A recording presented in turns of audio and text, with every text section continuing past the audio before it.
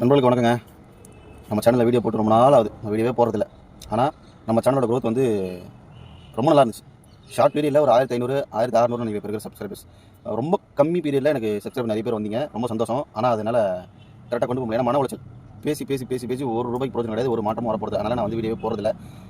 இப்போ ஏன் வீடியோ போகிறேன் அப்படின்னா தயவு செஞ்சு இப்போயாவது கொஞ்சம் புரிஞ்சு நடந்துங்க. நாட்டு நடப்பு தெரிஞ்சு நடந்துங்க. கஸ்டமர்கிட்ட எக்ஸ்ட்ரா கேளுங்க. எக்ஸ்ட்ரா உங்ககிட்ட வழிப்பறி பண்ண சொல்ல, இல்லை அநியாயம் பண்ண சொல்ல, பிச்சை எடுக்க சொல்ல. நமக்கு உண்டான நேர்மையான நமக்கு உண்டான ஊதியத்தை கேட்டு வாங்குங்கன்னு சொல்கிறேன். 10 கிலோமீட்டருக்கு ₹100 ₹130 காருக்கு போடுறாங்க. அது எந்த வகையில் நியாயம் அப்படின்றது தெரியல. எல்லாமே ஏறுது.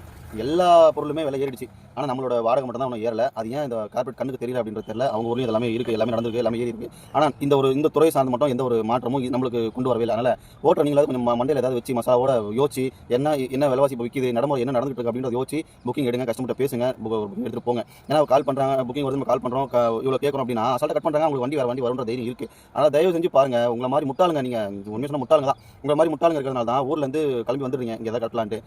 நல்லா கட்டினாலும் பரவாயில்ல, இருக்கிறவங்களையும் சேர்த்து கெடுத்து விட்டு அவங்களோட வாழ்க்கை முடிச்சு விட்டு போயிருக்கீங்கனால கொஞ்சம் பாருங்கள். முடிஞ்ச அளவுக்கு ரேட்டு கேட்டு ஓட்டுங்க. நியாயமான ரேட்டு கேட்டு ஓட்டுங்க. உங்களை வந்து அநியமாக கேட்டு ஓட்ட சொல்ல, ஒரு நியாயமான ரேட்டு இது இருந்தால் போதும். நம்மளுக்கு ஃபியூலுக்கு இதுக்கு எல்லாமே ரேட் ஏறி போச்சுங்க. சிஎன்ஜி, எல்பிஜி, பெட்ரோல், டீசல் எல்லாமே ஏறி போச்சு. இங்கே எதுவுமே கரெக்டான ரேட்டில் இல்லை. சரிங்களா? அதனால் பாருங்கள், கொஞ்சம் புரிஞ்சு தெரிஞ்சு நாட்டு நடப்பு அறிஞ்சு வண்டியை ஓட்டுங்க.